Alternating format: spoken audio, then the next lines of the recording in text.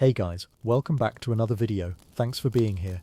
Tonight we're going to take a quiet look at why life as a medieval assassin was far less glamorous than stories make it seem. Before you get comfy and settle down, feel free to like the video and subscribe, but only if you actually enjoy what I'm doing here. And as always, let me know where you're listening from. Alright, let's slow things down and step into a world that's colder, darker, and much more ordinary than the legends ever admit.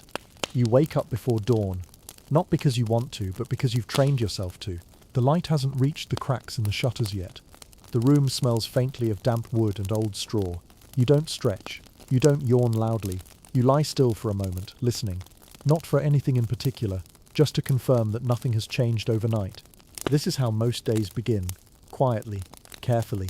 You sleep in your clothes more often than not. They're not comfortable, and they're never clean for long. But they're yours, and they don't draw attention. Nothing about you should draw attention. That's the first lesson you learned. Long before anyone ever trusted you with a blade, becoming an assassin wasn't a single moment. There was no oath spoken in candlelight, no dramatic turning point. It happened slowly, the way hunger does, or debt, or fear, one small decision at a time, each one narrowing your path until there wasn't much left to choose from. Maybe you were born into a household that owed too much to the wrong people. Maybe a local lord noticed that you were quiet, quick, and forgettable, the kind of person others struggle to describe after meeting. Or maybe you simply needed coin badly enough to stop asking questions. In this world, desperation recruits more effectively than ideology ever could. Training didn't look like the stories either. There were no endless drills in perfect courtyards. Mostly it was repetition and restraint, learning how to walk without being noticed, how to stand still for hours without shifting your weight, how to listen without reacting, how to lie without changing your voice. You learned how to use weapons. Yes, knives small enough to disappear in a sleeve, cords strong enough to end a life quietly. But far more time was spent learning how not to use them. Killing was the final step, not the focus. Most of the work happened before that, in the waiting, the watching, the patience that scraped at your nerves day after day. Secrecy wasn't just encouraged, it was survival. You didn't know the real names of the people who trained you, and they didn't know yours, or at least, not the one you were born with. Names were fluid things now, tools. You carried one the way you carried a coin, something to be spent and discarded when it became dangerous. You learned to answer without hesitation when someone spoke to you under that name. You learned to forget it when you moved on. As the sun begins to rise, you sit up slowly and check the room. Nothing has been disturbed. The door is still barred the way you left it. The small bundle of belongings you own, spare cloth, a crust of bread, a bit of dried meat, is still where you hid it. You eat a little, chewing quietly, not because anyone is watching, but because habits like silence are hard to turn off. Outside, the town is beginning to wake. You can hear it through the walls, a cartwheel, a cough, the low murmur of voices. Medieval cities are dense and crowded, but they're not lively in the way people imagine. They're tense. Everyone is watching everyone else, measuring status, searching for threats, guarding what little they have. Power here doesn't sit in one place. It flows through families, guilds, churches, and whispered agreements. A man with no title can be more dangerous than a noble if he has the right allies. A priest can ruin a life with a rumor. A merchant can starve a neighborhood by closing his doors. You exist in the gaps between these forces, employed when quiet solutions are needed. You step outside once the streets are busy enough to hide you. Moving too early draws attention. Moving too late does the same. You blend in by timing yourself to the rhythm of the place, by matching your pace to the people around you. Today is another day of waiting. Your target isn't nearby. Not yet. You're here to learn patterns, not to act. So you walk. You pass the same corners again and again, letting your face become familiar without becoming memorable. You stop where others stop. You look where others look. Hours pass like this. You stand in crowds listening to conversations that aren't meant for you. You sit on stone steps and watch doors open and close. You memorize routines when guards change, when shutters are opened, when prayers are said. This is the real work. This is what fills most of your life. Staying unnoticed is exhausting. Every movement is a decision. Scratch your face too often and someone remembers you. Stand too still and someone wonders why. You learn to itch quietly, to shift your weight slowly, to let your eyes drift without fixing on anything for too long. By midday, your legs ache. You haven't eaten since dawn and you won't eat again until you're somewhere private. Eating in public is a risk. Hands move, eyes wander. Someone might notice the shape of a blade under your sleeve. or the way you favor one side when you walk. Religion hangs over everything. Bells ring at fixed hours, calling people to prayer, reminding them that God is watching even when no one else is. You cross yourself when others do. You bow your head. You murmur the words you've memorized, even as you wonder what forgiveness means for someone like you. You've been told many things to ease the guilt, that you're an instrument, that your actions prevent greater bloodshed, that the souls you end are already damned. Sometimes you believe it, sometimes you don't. Doubt is another thing you've learned to live with quietly. Superstition fills the spaces where certainty should be. You notice signs everywhere, a raven on a roof, a dropped cup, a sudden chill in the air. You don't know if you truly believe they matter, but you don't ignore them either. In a world this uncertain, people cling to patterns wherever they can find them. As evening approaches, you retreat, not to the same place you slept the night before, that would be careless, but to another rented corner, another borrowed space. Travel is constant in this life, and it's rarely comfortable. Most of it is on foot, through roads that aren't really roads at all, paths between fields, muddy tracks through forests where travelers disappear and aren't asked about again. When you travel, you carry little. Anything you can't explain becomes a liability. You sleep in barns, under hedges, in the open, when you have no choice. You learn to wake at the slightest sound, to tell the difference between wind and footsteps, to accept that sometimes you'll be cold, wet and sick, and there's nothing to be done about it. Illness is common. A small cut can fester. A fever can take you down for days. There's no healer you can trust with questions, no one you can admit weakness to. If you can't move, you wait. If you can move, you move on. At night, alone again, the thoughts you keep buried start to surface. Faces you try not to remember drift back. The weight of what you've done settles in your chest. Killing is never clean, no matter how quick it's meant to be. It's close, personal. You feel it in your hands afterward, even when you wash them. You wonder sometimes how long this can last. Bodies don't stay fast forever. Joints stiffen. Old injuries ache in the cold. There's no retirement for people like you. When you're no longer useful, you fade, or you're removed. Death, when it comes, is rarely dramatic. It happens in alleys, on roads, in rooms like the one you're in now. Sudden, quiet, often meaningless. You lie down as the night deepens, listening once more to the sounds outside. Another day has passed without incident. Tomorrow will be much the same. More waiting, more watching, more silence. You close your eyes, not because you feel safe, but because sleep is the only place where you're allowed to stop being careful. And for now, that's enough. You wake again before dawn, not startled, not rested, just awake. Sleep never feels complete anymore. It comes in shallow layers, broken by sounds that may or may not be real. A board creaks, a voice passes somewhere beyond the wall. You listen until your breathing slows, until you're sure you haven't been discovered in the night. This morning the air is colder, you can tell before you move. Cold settles into stone and wood, long before it reaches the body. You sit up slowly, easing your weight onto your feet so the floor doesn't complain. You gather your things in the same order you always do. Nothing is rushed. Rushing leads to mistakes. Today is a travel day. Travel is never spoken about with excitement. It's something to endure. You step out onto the road after sunrise. Not early enough to look suspicious, not late enough to miss the flow of people. You walk among merchants, pilgrims, labourers. Everyone has somewhere to be, and no one asks where you're going if you don't give them a reason to. The road is uneven, more suggestion than construction. Mud clings to your boots, stones shift underfoot. You adjust your stride without thinking. You've learned how to move in ways that don't draw attention, how to look tired but not weak, purposeful but not important. As the hours stretch on, your thoughts drift. This happens on the road more than anywhere else.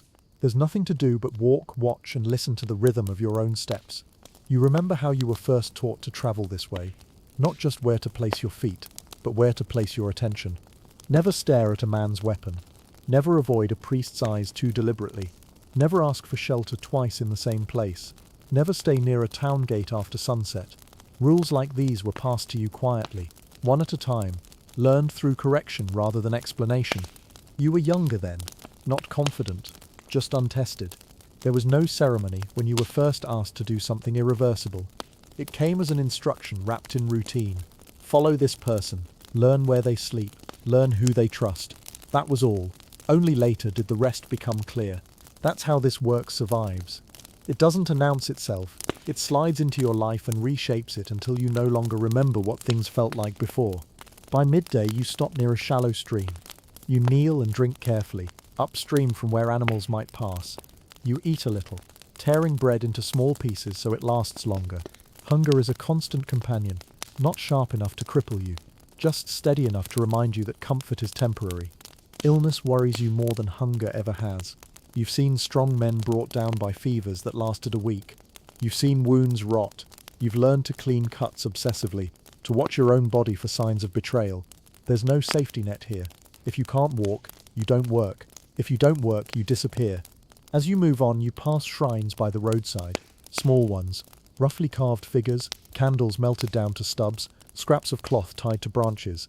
You slow your pace, bow your head, touch the symbol carved into the stone. You don't know if it helps, you do it anyway. Religion isn't just belief in this world, it's structure.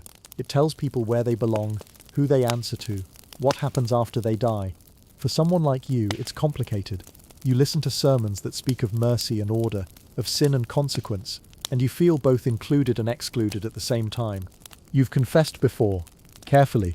Not everything, never everything, but enough to quiet your thoughts for a while.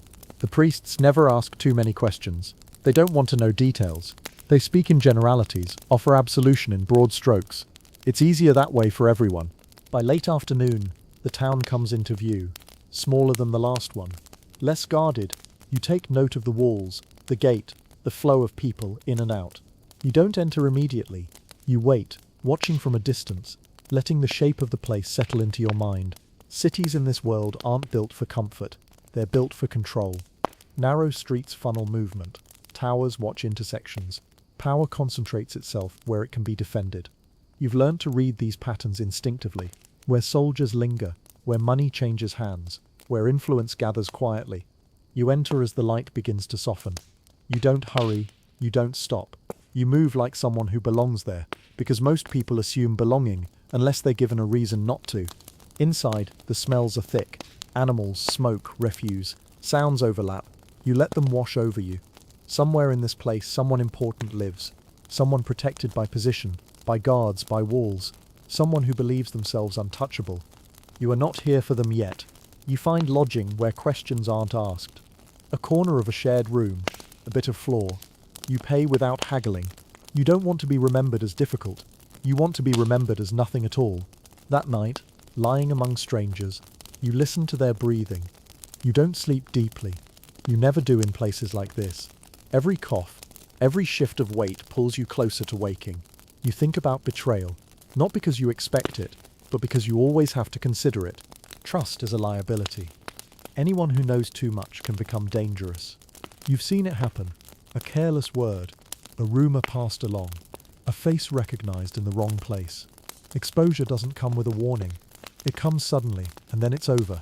If you're caught, there's no trial worth the name. Confessions are extracted, not requested. Punishment is public, meant to discourage others. You've watched executions before, standing in crowds, your face blank like everyone else's. You've seen what they do to people accused of hidden crimes. The thought sits with you as you drift into a shallow sleep. The next days pass in a familiar rhythm. You wake, you watch, you wait. You learn the town's patterns the way a local child would, but without the safety of belonging. You note when the bells ring, when the markets fill, when guards grow bored. You sit in the same places at different times of day to see how the light changes, how shadows move. Waiting is the hardest part, not because it's boring, but because it leaves too much room for thought. You replay conversations. You question past decisions. You imagine futures that will never happen. Sometimes you wonder what would have become of you if things had gone differently, if someone else had been chosen, if you had refused. But those thoughts don't lead anywhere useful, and you let them go. Eventually, information reaches you the way it always does, indirectly. A comment overheard, a pattern confirmed. You adjust your understanding quietly, without reaction. Nothing changes on the surface, but inside, the shape of the task becomes clearer. You prepare without ceremony. You check your tools. You rehearse movements in your mind, not as an act of excitement, but as a way to reduce uncertainty. The fewer surprises, the better. On the evening before the act, you eat a full meal if you can. Not as a celebration, as preparation. Hunger makes hands shake. Fatigue dulls awareness. You need your body to cooperate, even if your thoughts don't. That night, sleep comes slowly. You listen to the town settle, doors closing, voices fading, somewhere laughter, somewhere else a prayer. Life continues as it always does, unaware of the small shift that's about to occur. When the moment comes, it doesn't feel dramatic. There's no music, no clarity, no sense of destiny, just movement and breath and proximity. The human body is fragile in ways people don't like to think about. You know exactly where those weaknesses are. Afterward, there's no relief. Just a quiet, hollow feeling, like a space that hasn't decided what to fill itself with yet. You don't linger. You clean what you can. You leave the way you plan to leave. By morning, the town will be different. Not visibly, perhaps, but subtly. People will speak in lowered voices. Guards will stand straighter. Power will shift. Just a little. You will already be on the road. This is the reality behind the stories. Not glory, not triumph, just repetition, and the slow accumulation of weight that never quite lifts. You walk on, because walking is what you do. The days stop separating themselves after a while. Morning and night blur into a single stretch of time, marked only by hunger, fatigue, and the movement of the sun across stone. Life doesn't feel like a sequence anymore. It feels like a long, unbroken waiting room. You learn quickly that being an assassin is mostly about not acting. You don't strike often. You observe. You remain available. You stay close enough to power to be useful, but far enough away to be forgettable. That balance takes years to learn, and even then it's never stable. Most of your life is spent inside other people's schedules. You move when they move. You pause when they pause. You adjust your body to the habits of strangers. The baker who opens before dawn. The guard who drinks too much and grows careless at night. The noble who believes routine is safety. Their lives become the structure that holds yours together. And all the while you exist under a name that isn't yours. Living under false identities isn't exciting. It's tedious. You must remember small details consistently. Where you're from, what trade you claim, which saints you favour, which festivals you supposedly attend. Forgetting a detail doesn't always bring immediate danger, but it plants discomfort. People notice uncertainty. They may not know why it unsettles them, but they remember the feeling. So you practice remembering lies the way others practice prayers. You don't keep possessions tied to a single identity. Anything meaningful becomes a risk. Letters, tokens, anything that could be traced. You own very little, and what you do own is designed to be abandoned. When you leave a place, you leave no evidence that you were ever there. That kind of existence erodes the sense of self slowly. You stop thinking of yourself as a fixed person. You become adaptable, contextual, someone who exists only in response to circumstances. It's useful, but it's lonely. Isolation isn't dramatic either. There's no grand sadness to it. It's quieter than that. It's eating alone, even when surrounded by people. It's hearing laughter and knowing you can't fully join it. It's listening more than you speak, until eventually you don't know what you'd say if someone truly asked who you were. You learn to keep emotional distance from everyone. Attachments create patterns. Patterns can be followed, so relationships remain shallow, temporary. You're polite, agreeable, forgettable. You don't argue. You don't stand out. You don't linger. Fear becomes a constant background presence, but not the sharp kind people imagine. It's duller, persistent, like a low ache that never fully leaves. You're always aware of the consequences of a single mistake, not just for you, but for anyone unlucky enough to be near you when things go wrong. Exposure is rarely sudden. It builds. Someone notices you twice. Someone remembers seeing you somewhere you shouldn't have been. A rumor forms. You feel the shift before it becomes visible. The way conversations stop when you approach. The way eyes linger a moment longer than they should. When that happens, you leave. Immediately. Without explanation. You don't wait to confirm your suspicions. Certainty comes too late. Travel, again, becomes your refuge and your punishment. Roads offer anonymity, but they demand endurance. Weather doesn't care about your intentions. Rain soaks through your clothes. Heat drains you. Cold stiffens your hands when you need them steady.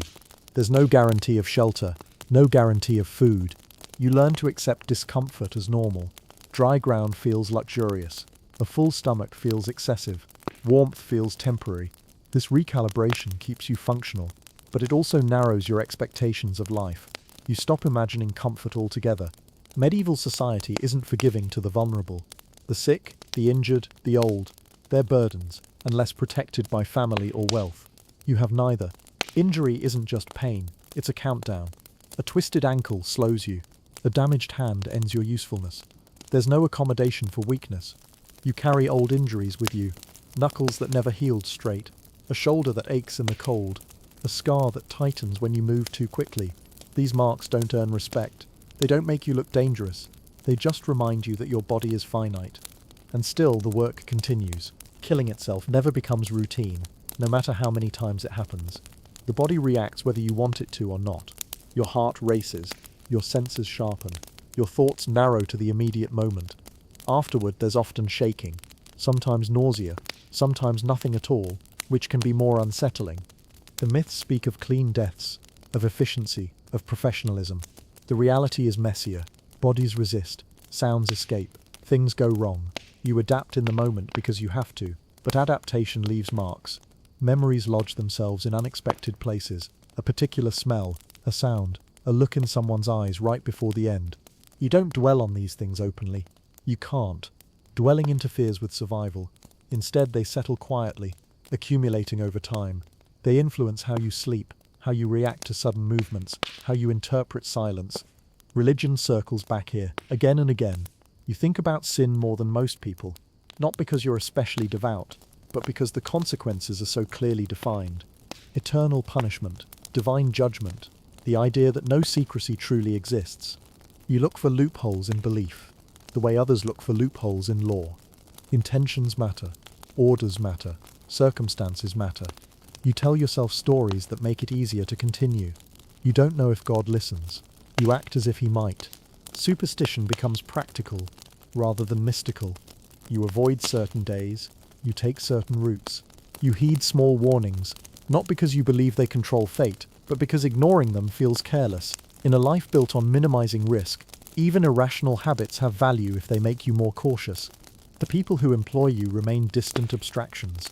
You rarely meet them directly. Orders come through layers of separation. This protects them, not you. If something goes wrong, you're expendable. Everyone involved understands this arrangement without discussing it. Payment is modest. Enough to survive. Rarely enough to escape. Anyone who grows too wealthy becomes noticeable. Anyone who tries to settle becomes traceable. Mobility is your shield, but it's also your cage. As years pass, you notice changes. Not in the world that remains largely the same, but in yourself. You're slower to trust your instincts, quicker to anticipate worst outcomes, less inclined to imagine alternatives. Your world narrows to what you can control, which is very little. You see younger versions of yourself sometimes. New faces. Quiet, observant, uncertain. You don't mentor them. That would require closeness. You might offer a correction, a warning, something small and deniable. Then you step away. Their survival isn't your responsibility. Aging isn't acknowledged openly in this life, but it's felt. Reaction times lengthen. Recovery takes longer. Pain lingers. You adjust your methods subtly, relying more on planning than speed, more on positioning than strength. Eventually, even that isn't enough. There's no formal end to the role, no retirement, no ceremony. People like you don't stop. You're stopped. Some disappear quietly, lost on roads, swallowed by illness, killed during jobs that went wrong. Others are eliminated deliberately when they become liabilities, a loose end tied off, a risk removed. It's efficient, impersonal. When death comes, it rarely feels meaningful. There's no audience, no recognition, no sense of narrative completion, just an interruption, a life that dissolves into rumor, then into nothing. That's what truly makes this existence difficult. Not the danger, or the violence, or even the fear. It's the absence of acknowledgement, the knowledge that your efforts don't build toward anything lasting. You don't leave monuments, you don't leave stories, you leave gaps. The world moves on without noticing that you were ever there, and in the end, that's exactly how you were trained to live. There are moments, rare ones, when you almost forget what you are. They arrive unexpectedly, a shared smile with a stranger over a trivial mistake, the warmth of bread eaten fresh instead of saved, the sound of music drifting from somewhere you're not meant to be. For a few heartbeats, you're simply present, not watching, not measuring, just there. Those moments never last. Your awareness always returns first. The sense of distance settles back into place. You remember where you are, what you're doing, what you must not allow yourself to become. Normality is dangerous. Comfort dulls edges. Edges keep you alive. You begin to understand that medieval life itself is already violent enough without your involvement. Disease sweeps through towns without warning. Children die before they're named. Men are crushed by falling stones, drowned in rivers, trampled by animals. Justice is uneven, mercy selective.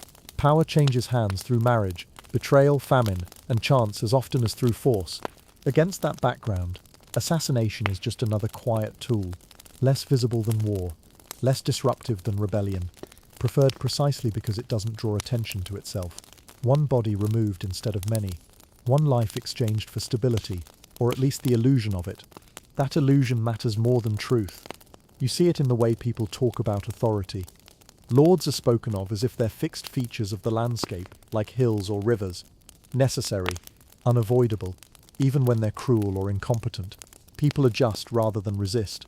Stability, however flawed, is safer than uncertainty.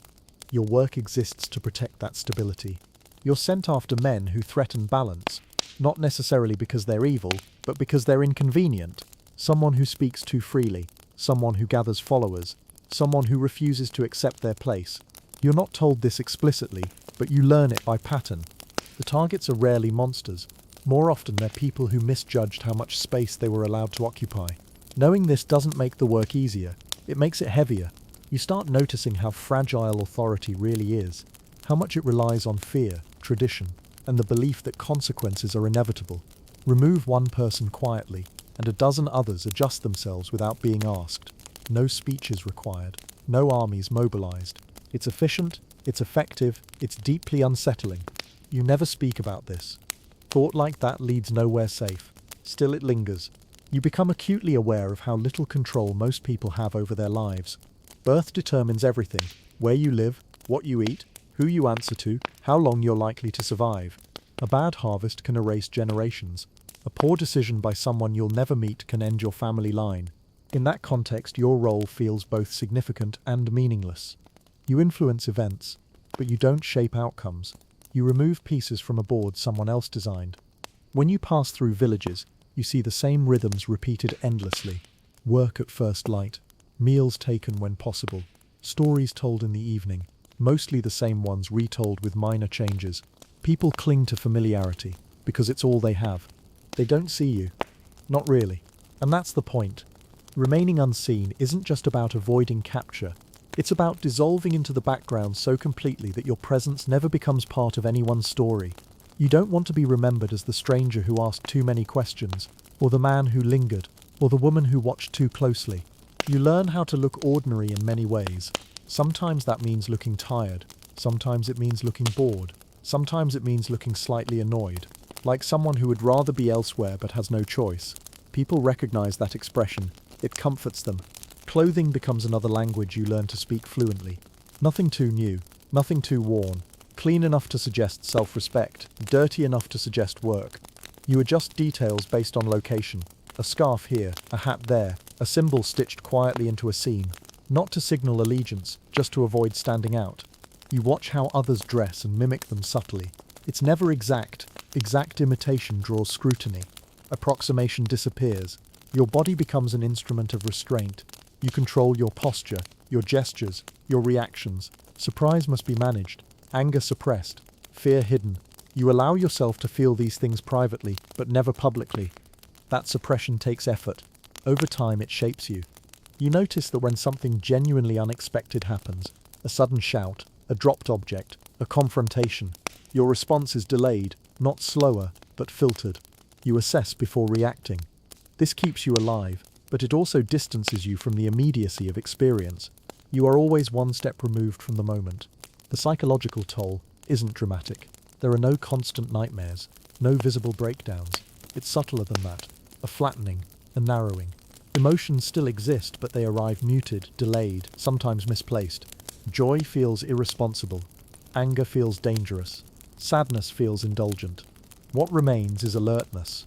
You learn to live inside that state, but it's exhausting. Even when you're resting, some part of you remains awake, listening, evaluating, ready to move. True rest becomes unfamiliar. This affects how you relate to time. Long periods pass without marking themselves clearly in memory. Events blend together, places blur, faces fade. You remember patterns more than specifics, sequences rather than scenes. This is useful for survival. It's not useful for reflection. Occasionally you encounter others like you. Not openly, not with recognition, but with a kind of quiet understanding. A shared glance held half a second longer than usual. A conversation that stays carefully shallow. You both know better than to acknowledge the similarity. If you spoke openly, you'd endanger each other. Betrayal is a constant possibility, but not in the dramatic sense. It's rarely someone turning on you out of malice.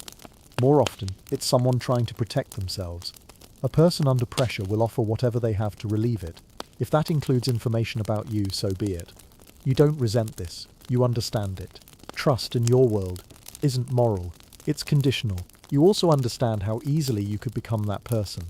The one who talks too much, who slips, who gives away something essential in exchange for safety. That awareness keeps you guarded, but it also isolates you further. You speak less as the years go on. Silence becomes default. Words are chosen carefully, released sparingly. You listen far more than you talk. People often mistake this for wisdom. You let them. Inside cities, you pay close attention to how punishment is displayed. Gallows near gates, heads on spikes, public whippings. These aren't just penalties, they're messages. They remind everyone what happens to those who disrupt order too visibly. You watch these events without expression like everyone else. Inside, you catalogue details, methods, durations, crowds, reactions, not out of morbid curiosity, but because one day it might be you. If that happens, you know there will be no rescue, no intervention, no last-minute reversal. Your value lies in your invisibility. Once that's lost, so is any protection you had. That knowledge sharpens your caution. You also begin to notice how little separates you from those you're sent after. Often the difference is opportunity, not character. A man who rose too quickly, a woman who spoke too confidently, someone who lacked the patience to remain small. In another life, that could have been you. That thought is uncomfortable, so you don't linger on it. As time passes, the work changes subtly. The requests become more cautious. The distances grow longer. The information arrives more fragmented. This could mean many things: shifting power, increased paranoia, or simply that you're being tested. You don't know, and you're not meant to. You adjust as you always do. You rely more heavily on preparation. You double-check assumptions. You build redundancy into every plan. You choose exits before entrances. You avoid unnecessary proximity. Your body isn't what it once was. You feel that now, even if you don't admit it. You compensate with experience. Where others rely on speed, you rely on timing.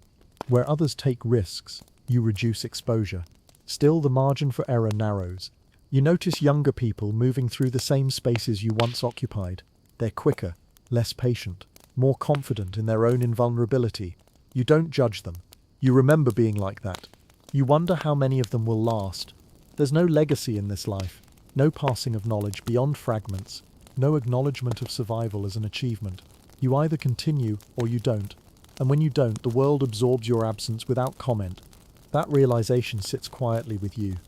It doesn't provoke despair. It doesn't inspire rebellion. It simply exists, like everything else. You keep moving. You keep waiting. You keep doing what you were shaped to do, because stopping isn't an option you were ever given. And in the long, unbroken stretch of time that makes up your life, that becomes normal. Eventually you stop thinking of yourself as someone who lives a life, and start thinking of yourself as someone who passes through other people's lives briefly, leaving no trace behind. You are a disturbance that closes over itself, a ripple that disappears before anyone can point to where it began. That understanding changes how you see the world. You stop imagining futures, not because you're hopeless, but because futures require stability, and stability is something you've learned not to trust. Plans are kept short, goals are temporary. You measure time in usefulness rather than years. This makes aging feel strange. There's no milestone to mark it, no moment when you're officially older, just a gradual accumulation of resistance inside your body. Movements that once happened without thought now require consideration. You warm your hands longer before using them. You test your footing before committing weight. You pause more often, even when no one is watching. You become careful in ways that don't feel like fear. They feel like experience. Pain becomes familiar. Not dramatic pain, not the kind that demands attention, but persistent discomfort. A knee that complains on uneven ground. A wrist that stiffens in cold weather. You adjust. You always adjust. That's what has kept you alive. But you know the truth, even if you don't say it aloud. There will come a point when adjustment is no longer enough. When you watch executions now, you notice something else too. The condemned are rarely alone. There are always others involved. Informants, associates, family members caught in the widening circle of blame. Guilt spreads easily in this world. Innocence doesn't protect anyone if proximity is close enough. This reinforces your isolation, not just for your own safety but for everyone else's. You never stay anywhere long enough for someone to rely on you. You never become essential. Being needed is dangerous. It ties you to outcomes you can't control. You also avoid acts of kindness that might be remembered, not because you lack compassion, but because memory is exposure. Even good deeds can make you visible if repeated.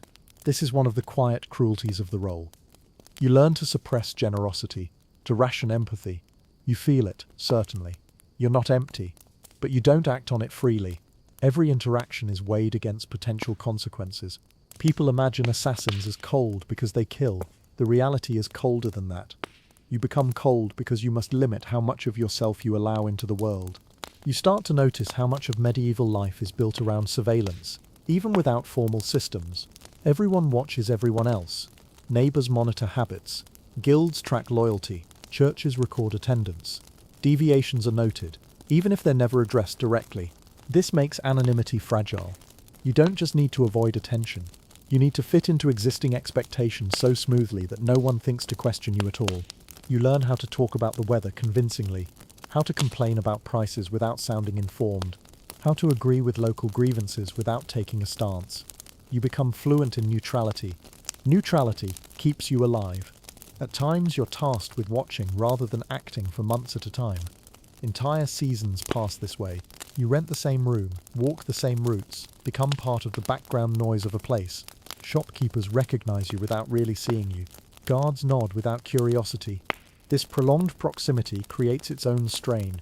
You know intimate details about people who don't know you exist, who drinks too much, who cheats, who lies to their family, who is terrified behind closed doors. You see the private vulnerabilities of those in power and the quiet resilience of those beneath them. It's hard not to develop opinions. You don't express them. You learn that many of the people you're sent to remove are afraid long before you arrive. Power doesn't eliminate fear, it concentrates it. Those with much to lose sense threats everywhere. They fortify, isolate, harden. They trust fewer people as time goes on. Sometimes, you almost feel pity. Not enough to interfere, just enough to notice. You also notice how rarely violence resolves anything cleanly. Removing a person doesn't remove the forces that produce them. It shifts alliances. It creates vacancies. It invites new conflicts. The world doesn't stabilize, it recalibrates. And still the requests continue. You begin to understand that the work isn't about solutions. It's about management. Reducing instability temporarily. Buying time. Allowing existing structures to persist a little longer before they fracture again. In that sense, you're less a weapon and more a pressure release. That realization doesn't make the work noble. It makes it smaller. The myths, you realize, exist because people need them. They want to believe that violence is decisive, that threats can be removed cleanly, that order can be restored through skill and resolve. The idea of the assassin as a singular figure supports that belief. The reality undermines it. In truth, nothing you do is singular. Every act is supported by countless unseen factors: economic pressure, political tension, social expectation, fear of reprisal. You're a final step, not a cause. You're also replaceable. That knowledge keeps you from becoming arrogant. It also keeps you from becoming complacent. If you disappear, someone else will take your place. The work will continue without you. That's both comforting and unsettling. You don't imagine being remembered. You imagine being survived. There are moments when you consider stopping, not dramatically, not as a declaration, just the quiet idea of walking away, finding a place small enough to disappear into permanently. Taking work that doesn't require secrecy, living under a single name. Those thoughts don't last. You know too much. You've been seen too often, even if no one can quite place you. Your patterns exist somewhere in memory, scattered across regions. Stopping wouldn't make you safe. It would make you predictable. Predictability is dangerous, so you continue. As the years accumulate, the work asks different things of you. Less direct action, more coordination, more observation. You become someone who identifies vulnerabilities rather than exploiting them personally. Someone who guides rather than strikes. This feels like progression, but it's also a narrowing of options. You're valuable now because of what you know, not what you can do. Knowledge, once it exists, can't be discarded. It ties you more tightly to the system you serve. You're aware of this, even as you comply. Occasionally, you're used as an example within quiet circles. Not named, not described in detail, but referenced. Someone who failed. Someone who succeeded too well. Someone who made a mistake that others should learn from.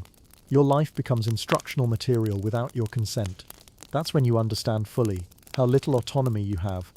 You exist inside a structure that doesn't care about your intentions, only your outcomes. Loyalty isn't rewarded with security.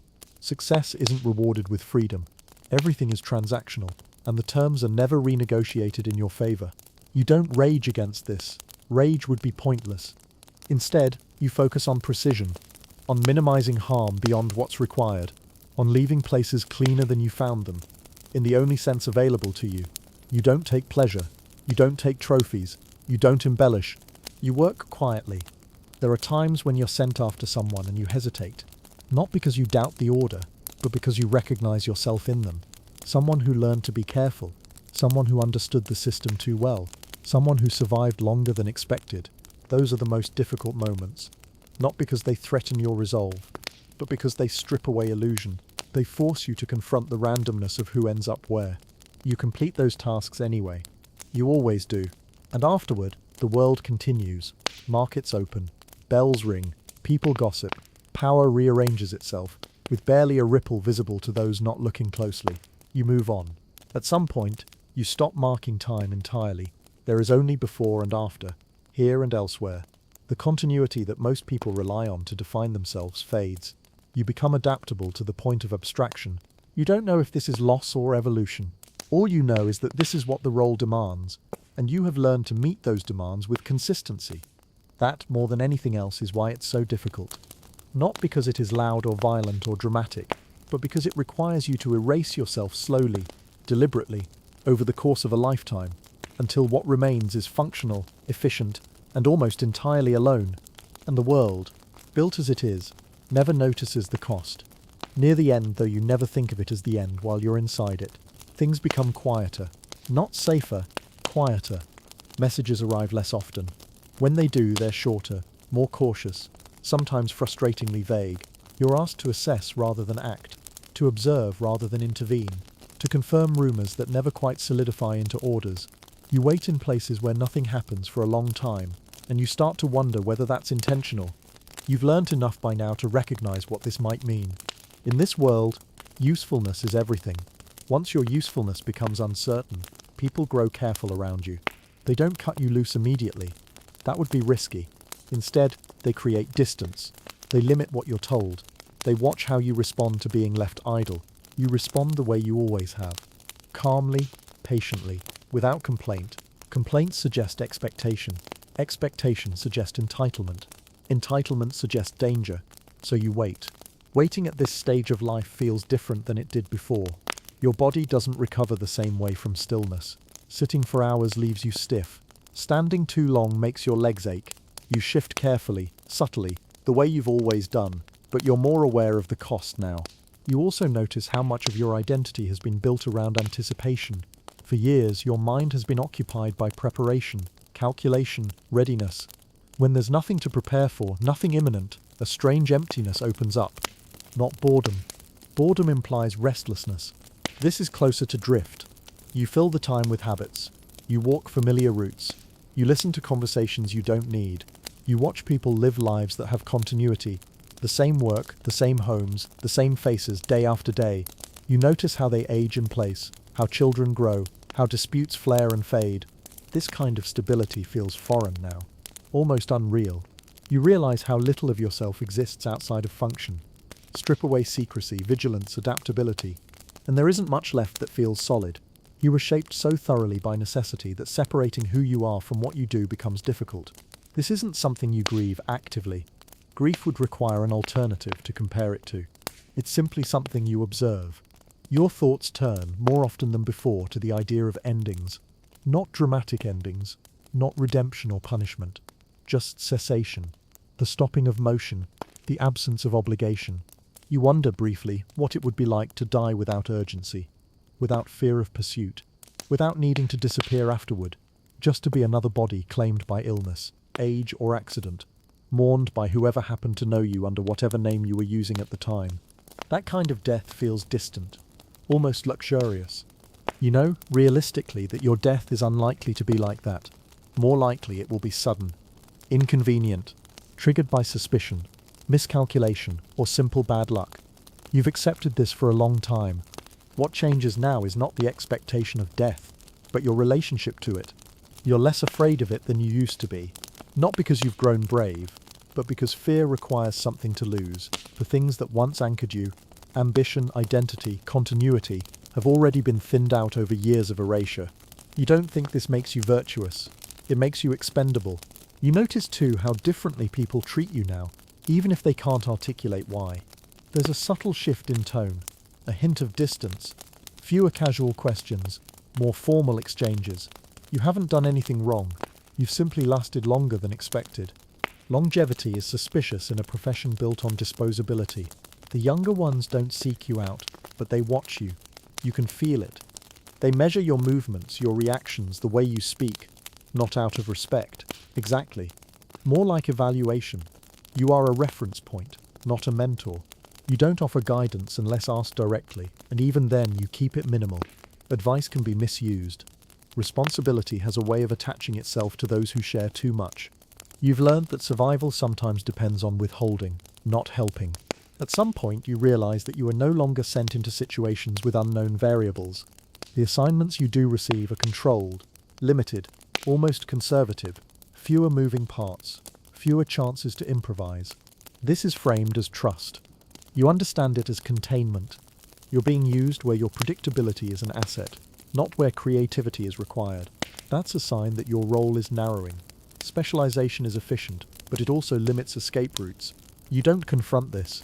Confrontation would require leverage, and you have none. Instead, you continue to perform precisely, quietly, without deviation. You don't make yourself a problem. You don't make yourself indispensable either. Indispensability attracts attention. You exist in the middle ground, where survival is most likely but never guaranteed. Sometimes, in long stretches of silence, you think back to the person you might have been if circumstances had shifted slightly. Not a heroic version, just an ordinary one, a craftsperson, a laborer, someone whose worries revolve around weather and prices and family, rather than secrecy and timing. Those thoughts don't bring regret exactly, they bring distance. A sense that the life you lived belongs to someone else now, someone you observe with the same detachment you apply to everything else. That detachment has become your primary defense. You're careful not to let bitterness take root. Bitterness would imply expectation that you were owed something different. You were never promised anything. You understand that better than most. What you were offered was survival, and you took it. As time continues, you begin to notice that your name, or rather, the names you use, circulate less. You're not requested by default anymore. Others are tried first. Sometimes they fail. Sometimes they succeed. Either way, the system adapts. You remain on the periphery, available but not central. This could go on for years, or it could end abruptly. You've stopped trying to predict which. What you do know is that there will be no recognition when it ends. No accounting, no reckoning. Your life won't be weighed or judged in any formal sense. It will simply conclude, and whatever small ripples it created will be absorbed by the structures that demanded it. The world will not pause. People will not know what they didn't know.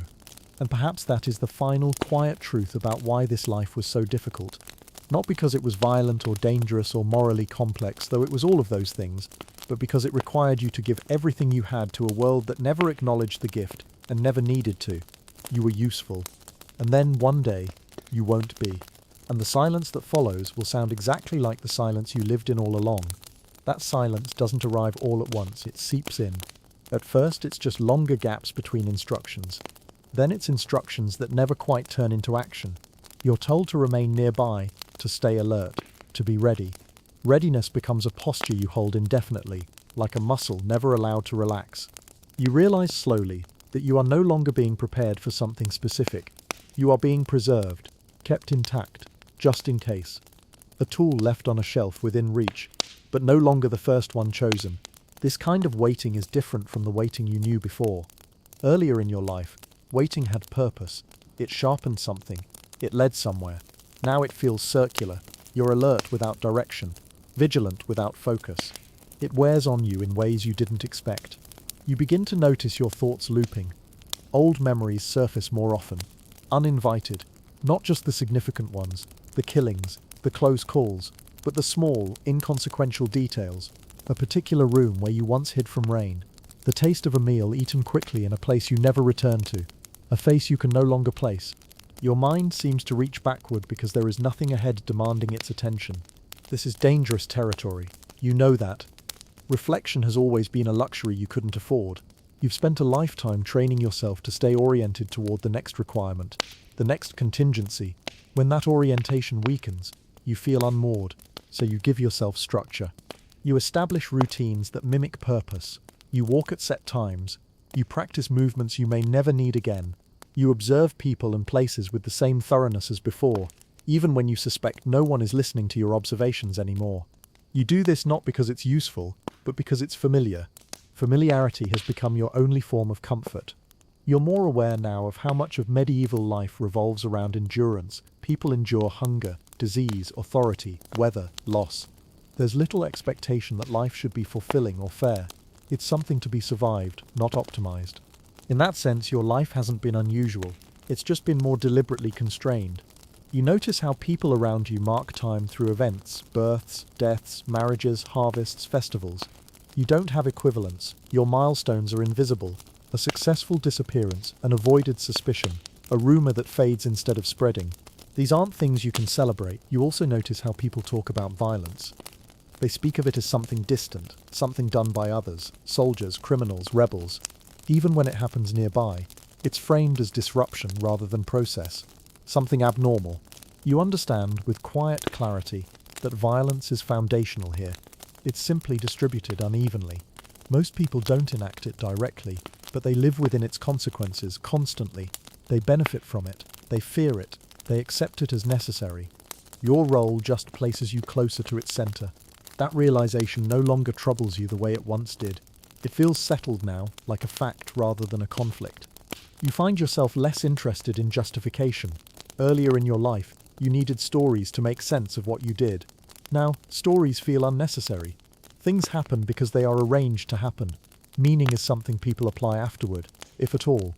This detachment doesn't make you cruel. It makes you quiet. You spend more time observing religious rituals without participating. You still bow when expected, still follow the outward forms, but internally, your relationship to belief has thinned, not disappeared, thinned. You no longer pray for forgiveness or guidance. You pray, if you pray at all, for neutrality, to pass unnoticed, to end without spectacle. It's a modest hope. You think sometimes about confession, not the careful partial confessions you've offered before, but a full one, saying everything, laying it out plainly. You imagine the relief that might follow. Then you imagine the consequences. Confession is not release in this world. It's transfer of guilt, of responsibility, of danger. You would not be absolved. You would be contained, displayed, corrected. Your truth would become a public object, shaped to serve others' needs. So you keep it to yourself. But you've carried worse. There are places you no longer go, roads you avoid, cities you pass by without entering. Not because you're banned or hunted, but because your presence there feels complete, as if your time in those places has already resolved, and returning would disturb something settled. You don't believe in fate exactly, but you respect momentum. Some things move forward best when left alone. Your body continues to remind you of its limits. You feel fatigue earlier. You recover slower. Small illnesses linger longer than they used to. You adapt, but the adaptations stack up. Each one reduces flexibility slightly. You begin to think more seriously about contingency, not plans for success, but plans for failure. What to do if you're injured beyond usefulness, where to go if communication stops entirely, how to make yourself uninteresting enough to be left alone. These are not retirement plans, they're exit strategies. You don't know if any of them would work. The irony doesn't escape you. After a lifetime of avoiding notice, you now want something close to obscurity, not invisibility with purpose, but irrelevance. a state where your actions no longer matter enough to provoke response. It's a difficult transition to imagine. You also recognize that obscurity is a privilege you may not be granted. Knowledge lingers. Even unused knowledge is a liability. You've seen too much. You understand systems too well. That alone may be enough to justify your continued containment, whether active or passive. So you remain where you are, alert, quiet, useful enough. You still listen for footsteps when you're alone, still choose seats with clear exits, still position yourself so you can see without being seen. These habits no longer feel tactical. They feel physiological, like breathing or balance. You suspect they'll persist until the end. When you think about death now, it doesn't appear as an event. It appears as a correction, a quiet adjustment that removes you from the equation. You don't dramatize it. You don't anticipate pain or fear specifically. You imagine interruption, a conversation that stops, a path that ends, a body that doesn't get back up. You wonder, briefly, who will find you when it happens? A stranger, an acquaintance under a borrowed name, no one who truly knew you, because no one ever did. That thought doesn't hurt the way you might expect. It feels consistent. You've lived a life designed to leave minimal trace. It makes sense that it would end the same way. Still, you continue, because continuation is what you've practiced longer than anything else. You remain attentive to the world as it moves around you, even as it begins to move past you. You wait, not for orders, not for purpose, but because waiting has become the shape of your existence. And in that waiting, you understand something with a clarity that took decades to form. This life was never about action. It was about endurance. And endurance, sustained long enough, becomes its own kind of burden. The waiting does not follow a clean rhythm. It does not respect days or nights. It stretches and folds in on itself until time feels thick, like cold porridge left too long on the fire. You stop thinking in terms of mornings and evenings. You think instead in terms of moments when you are watched, and moments when you are not. Much of the life is spent in between, in doorways that are not yours, on roads that belong to no one, in rooms where you do not touch the walls, because the plaster might crumble and reveal you to someone passing outside. People imagine that becoming an assassin begins with a choice, a dark decision, a conscious step away from ordinary life. But most of the time it begins with something smaller and duller: hunger, debt, a father who cannot work, a war that eats farms and leaves nothing behind. Someone notices you when you are already bent low. Someone offers protection, or food, or forgiveness of a crime you barely understood was a crime at all. You do not sign anything. There is no ceremony. There is only an understanding that grows heavier each time you accept what is given. A loaf of bread one day, a place to sleep the next, then a task, then another. By the time the word for what you are becomes clear, it is already too late to refuse it. Training is quiet and narrow. It does not look like drills or contests. You learn how to stand without drawing attention, how to lower your eyes just enough, how to walk with purpose but not urgency. You learn how long a man can be watched before he notices. You learn which doors creak and which hinges are silent if lifted just right. You learn the sound a knife makes when it enters cloth first, then flesh, not from demonstration but from repetition, on animals, on carcasses, on anything that does not cry out. Secrecy is not something you practice. It is something you live inside. Your name becomes a thing you remember, the way you remember a childhood home that no longer exists, useful only for private thought. When someone asks who you answer without hesitation, because hesitation draws attention. You become a trader, a pilgrim, a messenger, a man between places. You learn enough of each role to pass, but never enough to belong. Belonging is dangerous. Belonging means being remembered. The waiting returns, always the waiting. Sometimes it is waiting for a person to arrive in a city. Sometimes it is waiting for a rumor to harden into fact. You sit in markets and listen to voices wash over you. You stand near fountains and pretend to watch the water while counting how many guards pass in an hour. You kneel in churches and listen not for prayers but for footsteps echoing behind you. Medieval cities are not the stone labyrinths people imagine. They are crowded, loud, and unstable. Wood pressed against wood. Fire always one mistake away. Power sits in a few buildings, but fear sits everywhere. Lords and bishops rule, but they rely on men who can be bribed, threatened, or misled. That is where you exist, in the gaps between authority and certainty. You learn quickly that killing is not the hard part. The hard part is everything around it. The travel that brings you close enough. The patience that keeps you from acting too soon. The restraint that keeps you from acting too late. You walk for days through territory where no one knows you and no one owes you mercy. You sleep in barns when allowed, in ditches when not. Your feet blister and then harden. Your stomach learns to accept less. Illness is constant. A cough that never quite leaves. A fever that comes and goes like a bad thought. There are no remedies you can trust. You swallow herbs given by strangers and hope they do not make things worse. You pray, even when you are not sure who is listening anymore. Religion presses in on everything. Bells mark time, saints watch from painted walls. Every killing sits heavy in the space behind your eyes, because you were taught, as everyone was taught, that life is not yours to take. You justify it in pieces. You tell yourself that the man you will kill is wicked, or dangerous, or already condemned by God. Some nights this works, other nights it does not, and you lie awake counting your breaths, wondering how many prayers it takes to balance one act.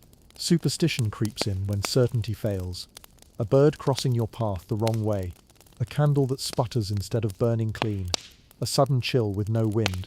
You notice these things more than other people do, because you are always looking for signs.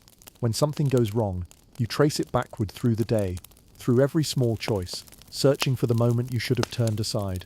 Fear of betrayal never leaves you. The person who hired you may decide you know too much. The person who shelters you may recognize you from somewhere else. Even those who trained you are not safe to trust. Silence is maintained not by loyalty, but by fear. You know what happens when someone is caught. You have seen the aftermath. Bodies broken publicly, left as warnings, names erased. Punishment is not swift. It is instructional, designed to be watched. So you are careful, you avoid attachments. You eat alone when you can. When you must share a table, you speak little and listen more. You let others talk about themselves, because people enjoy hearing their own voices and forget to watch yours. When the moment finally comes, it is often smaller than expected. No grand confrontation, no speeches, a narrow passage, a private chamber, a man distracted by his own thoughts. The act itself is quick, because it must be. Speed is mercy, for both of you. You leave behind confusion, not triumph. You move away before understanding can catch up. Afterward, there is no celebration, no relief, only the practical work of leaving, changing clothes, changing names again, putting distance between yourself and the place before questions begin to form. Years pass this way. You age without noticing. Injuries linger longer. Your hands stiffen in the cold. You are less useful than you were, and you know it. Younger men arrive, thinner, hungrier, more easily shaped. No one says you are finished. You simply receive fewer messages, fewer instructions. Eventually, none at all. Being discarded is quiet. There is no dismissal. You are just no longer needed. You fade into the same uncertainty you once exploited. If you are lucky, you find a small place where no one asks questions. If you are not, you make a mistake, or someone remembers you, or your body fails you at the wrong moment. Death, when it comes, is rarely meaningful. It does not explain anything. It happens in an alley, on a road, in a room with no witnesses. The world continues without noticing the absence. This is why it sucked to live this life. Not because it was dangerous, though it was. Not because it was violent, though it became that. But because it was narrow, quiet, lonely. A life spent watching others live, while you passed through like a shadow that could never stop moving. As time goes on, you begin to understand that the hardest part was never the killing, or even the fear of being caught. It was the way the life slowly shrank, how each choice narrowed what you were allowed to want, how every path that looked like rest turned out to be another place to hide. You carry your body through the world like a borrowed thing. It does what you ask, most of the time, but it reminds you of its limits. Old cuts ache when the weather changes, a shoulder never healed properly, and protests whenever you lift your arm too high. Teeth loosen. Your vision softens at the edges. There is no one to complain to. Pain is just another condition, like rain or mud, to be worked around. You watch ordinary people closely. Bakers opening shutters at dawn. Children chasing one another through streets still damp from the night. Couples arguing softly, then laughing, then arguing again. You study them not because you envy them, but because you are careful. Their lives intersect with yours whether you want them to or not. A baker might remember your face. A child might notice where you came from. Anyone could become a problem without meaning to. So you learn how to be forgettable. You dull your expressions. You keep your posture loose, unremarkable. You do not linger too long in one place. You do not stand out by hurrying either. You let yourself be brushed past. You let yourself be interrupted. You let yourself be spoken over. These small humiliations are safer than pride. The stories people tell about assassins are loud. They imagine certainty, confidence, control. The truth is that most of the time you feel none of these things. You feel provisional, as if your life has been penciled in, ready to be erased. Every plan depends on other people behaving as expected, and people rarely do. A guard drinks too much one night and brings a friend who was not supposed to be there. A servant decides to stay late for reasons that have nothing to do with you. A door that was always left unlocked is suddenly barred. Each change forces you to wait again, to adjust, to sit with the knowledge that patience is not just a virtue but a requirement for survival. You spend long stretches doing nothing that looks like work, sitting on steps, leaning against walls, standing in crowds where no one looks at you closely. Stillness becomes a skill. You learn how to rest without relaxing, how to be alert without appearing tense. Your mind drifts but never too far. There is always a thread tied to the present moment, a quiet readiness that never fully releases you. At night, when sleep comes, it is shallow. Dreams do not follow stories, they come as fragments, sounds without context, faces without names. You wake with your heart already moving too fast, then force it to slow. You listen to the dark until it becomes familiar again. Faith, if you still have it, changes shape. You no longer pray for forgiveness. That feels too large. Instead, you pray for invisibility, for timing, for small mercies. You promise things you are not sure you will keep. You light candles and do not look directly at the images watching from the walls. You tell yourself that God understands necessity. You tell yourself many things. Superstition fills the gaps where doctrine does not reach. You avoid certain numbers. You repeat quiet rituals before leaving a room. You notice patterns in chance events and treat them as warnings. It is not that you truly believe these things control your fate. It is that believing something does helps you feel less alone inside uncertainty. The people who give you work are rarely present. They exist as messages passed through hands, as instructions delivered without explanation. You are told where to go, not why, who to watch, not what they have done. This distance protects everyone involved. It also leaves you carrying the weight of actions whose purpose you never fully understand. Sometimes, after an assignment, you hear rumors later. A city changes leadership. A family falls from favor. A policy shifts. You recognize the outline of your work in these changes. But it feels abstract, like hearing about weather in a place you passed through once. You are never part of the aftermath. You are always already gone. Trust is a tool. Used sparingly and only when necessary. When you must rely on someone, you prepare for the moment they might fail you. You plan exits. You memorize routes. You avoid learning anything about them that might make you hesitate if they become a liability. This is not cruelty. It is preservation. Even so, loneliness seeps in. Not the sharp kind that makes you ache for company, but the dull kind that makes the world feel slightly unreal. Conversations pass through you without landing. Laughter sounds distant even when it is close. You are present everywhere, and fully part of nothing. There are moments when you imagine stopping, taking up a trade, staying in one place long enough to be known, but the thought never gets far. You have no papers anyone would trust, no guild that would accept you, no story that holds up under questioning. The skills you possess are not ones you can advertise, and the people who know what you are would not allow you to simply walk away. So you keep moving, not quickly, not dramatically, just enough. When danger comes, it often arrives quietly, a question asked one time too many, a look held a moment too long, a sudden change in the tone of a conversation. You notice these things the way others notice weather, instinctively, without analysis. Your body reacts before your mind does, and you leave. If you are caught, there is no rescue, no bargaining. You are not important enough for that. You are an example waiting to be made. This knowledge keeps you careful, but it also hollows something out inside you. It reminds you that you exist only as long as you are useful and unseen. The world does not reward this life with meaning. It does not build monuments to people like you. It absorbs your work and moves on. And slowly you come to understand that this was always the point. You were never meant to be remembered. You were meant to pass through history like a cold draft through a room, briefly felt, then gone. This understanding settles over you like dust. Not heavy, just constant. And in that quiet, unacknowledged space, you continue on, because continuing is the only skill you were ever truly taught. Over time, the boundaries between waiting and moving begin to blur. You realize that almost everything in your life is measured by attention. How long you can hold it, how finely you can direct it, how lightly you can let it pass when the moment requires. hours spent crouched in shadow, barely breathing, listening for something that might never come, feel identical to hours spent walking through a city that is not yours. In both cases, the discipline is the same. Remain unseen, remain unnoticed, remain useful enough to survive. Hunger becomes familiar in a different way than it did when you were young. It is no longer sharp or urgent. It is a dull constant, gnawing and patient. You learn to ration both food and thought, to keep your mind functioning even when your body feels hollow. Sometimes you eat in public, pretending the loaf of bread you bought is a casual purchase, savoring it just enough to feel sustenance, but not enough to draw attention. Often you eat nothing at all, convincing yourself that your body has already adapted. It has. You notice the small rhythms of others' lives more acutely than your own. A merchant counts coins with a repetitive thumb motion. Children trace the cracks in stone pavements with small sticks. A watchman's gait never wavers, even when he is tired. Every action is tiny, but each one has permanence, unlike yours. Your days are designed to leave as little evidence as possible. Even your habits are strategic. Illness becomes an intruder.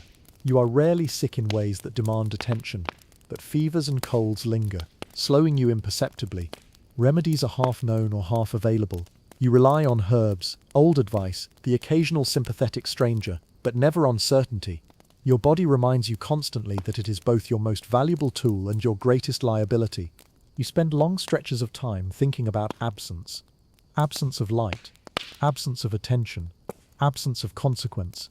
In those stretches, the imagination runs wild in the smallest ways. You wonder if someone somewhere has noticed that you are no longer present. If anyone has ever wondered where you went. Realistically, the answer is probably no.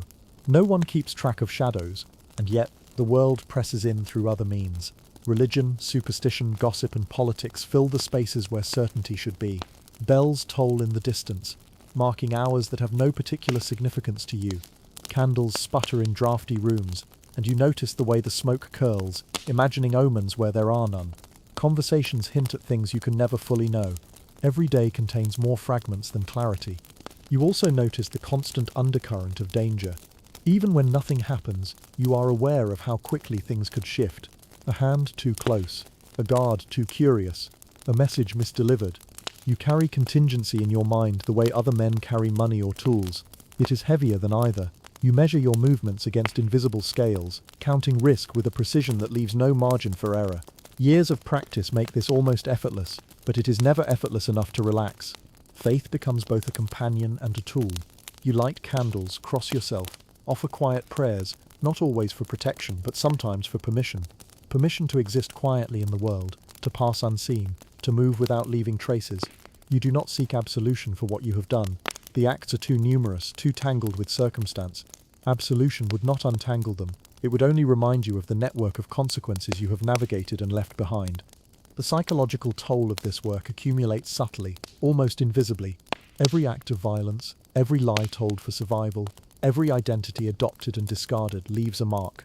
You notice it in the way your hands shake slightly in cold, in the occasional waking nightmare, in the small hesitations that creep into your movements. These are not dramatic reminders. They are quiet, persistent, unavoidable.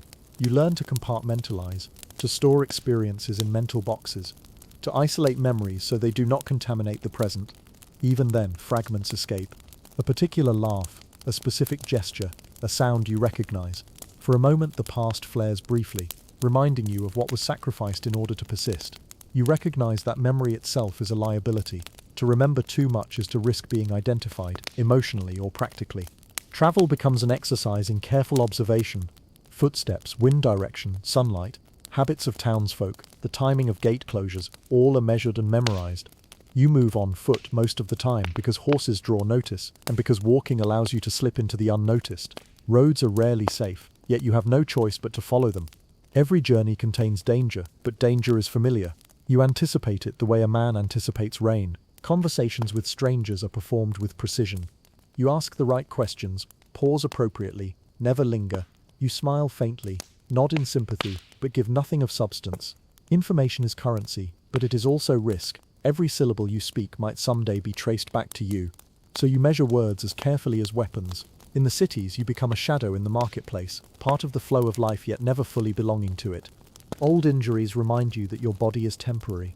A shoulder that never healed properly, a knee that aches in damp weather, hands scarred from past work. All of it is a quiet record of survival. You respect it, because it is all you truly own. You are aware that one failure, one misstep could end everything, not in glory or shame, but quietly, efficiently, with no one left to mark your passing.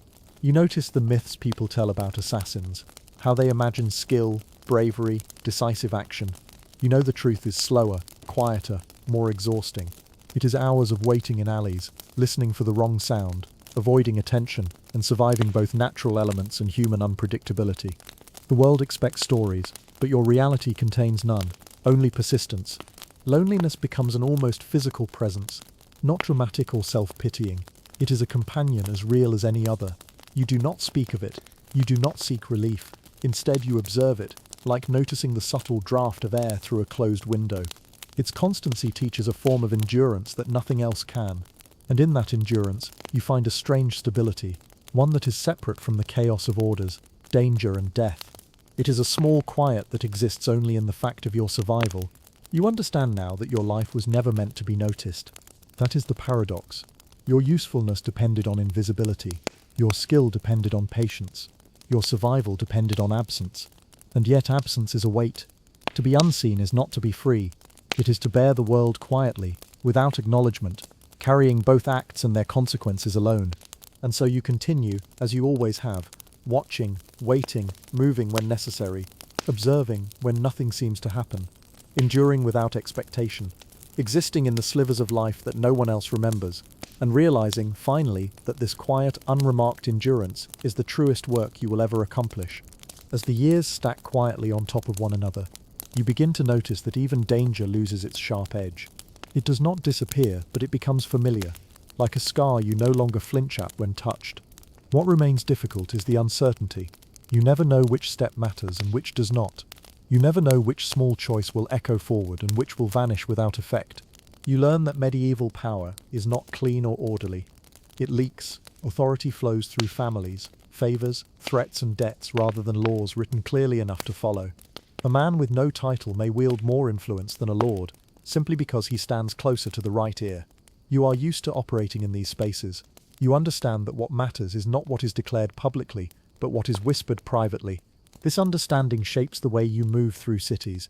You avoid the grand halls and obvious centers of power. Instead, you linger near kitchens, stables, chapels, and side streets. You listen to servants more closely than masters. You notice which guards complain about their pay and which ones never speak at all. Every detail is a thread, and you slowly learn how they knot together. Waiting in crowds becomes its own discipline. You stand among bodies pressed close, breathing air heavy with sweat and smoke. You keep your hands visible, your posture relaxed. You do not look directly at faces for too long. You let noise wash over you until individual voices fade into texture. In these moments, time stretches again. You wait not for action, but for alignment, for the moment when paths cross without friction. Sometimes nothing comes of it. Sometimes the person you watch never arrives, or arrives surrounded by more protection than expected, or leaves earlier than planned. These failures are not dramatic. They simply dissolve, leaving you to decide whether to wait longer or leave. Patience is not rewarded with certainty. It is rewarded only with the chance to try again.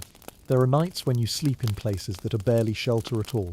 Lean-tos, abandoned outbuildings, church porches, where you tuck yourself into a corner and hope no one notices. You wake stiff and cold, your body slow to respond. You stretch quietly, listening to the early sounds of the world coming back to life. Carts creak, animals stir, bells ring somewhere distant. You blend back into motion as if you had never stopped. You are always aware of how fragile your position is. You have no protection beyond your own caution, no legal standing, no community to speak for you if something goes wrong. If you are accused, there will be no investigation worth that name. Guilt will be assumed, confession will be extracted. The method will depend on who catches you and what they want from the spectacle. The fear of this never quite leaves you, but it changes shape. It becomes less about pain and more about exposure. Being seen clearly, named accurately, fixed in one place. You fear being understood. Understanding would mean the end. You keep yourself deliberately incomplete. You never share your full story. You never let anyone see how much you know. Even kindness is measured. Too much warmth invites curiosity. Too much distance invites suspicion. You walk the narrow line between being forgettable and being accepted, knowing that either extreme can be dangerous. The killing, when it happens, does not bring closure. It does not resolve the tension that built up beforehand. Often it creates new uncertainty. Did anyone see? Did anything go wrong that you missed? Did you leave something behind without realizing it? These questions trail you long after you have left the city behind. They accompany you on the road, whispering into the space where your thoughts should rest. You try not to dwell on the faces of those you kill.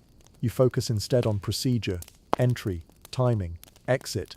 You reduce the act to a sequence of movements, because movement is easier to manage than morality. Still, sometimes a detail slips through, a look of surprise, a sound that does not quite fade quickly enough. These moments lodge themselves deep, resurfacing without warning years later, usually when you are least prepared to handle them. The older you get, the more you understand how little choice there ever was. Even if you had refused at the beginning, something else would have claimed you. War, poverty, disease. This life did not steal you from safety. It simply gave shape to a danger that was already there. This realization brings no comfort, but it does dull regret. You watch younger men with a detached awareness. You recognize the same hunger, the same tension, the same careful alertness. You see how easily they believe they are different, stronger, smarter, more in control. You do not correct them. Experience cannot be taught this way. It arrives only through time and survival. Eventually you notice that instructions arrive less often, that routes you once knew are no longer useful, that names you used to trust have gone silent. No one tells you that your service is ending. It simply becomes clear that you are no longer essential. This is not betrayal. It is logistics. Being unnecessary is its own danger. Without purpose, you are just another man with a suspicious past. You move more cautiously now, not because you are hunted, but because you are no longer shielded by usefulness. You keep your head down. You avoid places you once passed through easily. You reduce your footprint even further. Aging is not gentle in this life. There is no retirement, no reward. You carry your wear openly now, because hiding it would require effort you can no longer spare. You walk slower, you rest more often. You accept help when it is offered, though you remain wary of it. Trust does not return easily once it has been burned away. You think about death differently now, not as something dramatic or feared, but as something inevitable and likely unremarkable. You do not expect meaning from it. You do not expect justice. You expect it to arrive quietly, as so many other things have, and to leave little behind. This, more than anything else, explains why the life was never glamorous. It offered no arc, no triumph, no redemption, only a long, careful narrowing of existence, shaped by necessity and sustained by discipline. And still you continue, because stopping has never been an option you were taught how to take. There comes a point when you realize that even memory begins to thin, not in a dramatic way, but gently, like cloth worn smooth by years of use. Names fade first, then places. Faces blur into types rather than individuals. You remember patterns more easily than people, the way power shifts, the way fear travels faster than truth, the way silence often means more than speech. You notice that the world does not slow down for you. Cities rebuild over old damage. New banners replace old ones. Laws change, then change back. Children you once saw playing in the street return years later as guards, merchants, soldiers. They do not recognize you, and you are grateful for that. You have passed through their lives without leaving a mark, and they have passed through yours without knowing it. Your own past feels increasingly unreal. Not false, just distant. You know what you have done, but it no longer feels attached to the person you are now. It belongs to a version of you that existed because it had to. This separation is not deliberate. It is a survival mechanism. Carrying the full weight of a life like this all at once would crush anyone. The habits remain. Even when the purpose fades, you still choose seats that face the room. You still count exits without thinking. You still wake at small sounds, heart already prepared to move. These things do not leave you. They become part of how you exist in the world, long after they are strictly necessary. Sometimes in quiet moments you imagine explaining your life to someone else, not to justify it, but simply to describe it. You picture the confusion on their face, the questions they would ask that have no answers. Why did you not leave? Why did you not refuse? Why did you not become something else? You never finish this imagined conversation. It collapses under the weight of context that cannot be transferred. The truth is simpler and harder to accept. This life shaped you because it was the only one available that allowed you to continue, not to thrive, not to be happy, just to persist. You think about the idea of legacy sometimes because other people talk about it so often. Land passed down, names remembered, deeds recorded. You understand now that legacy is a luxury.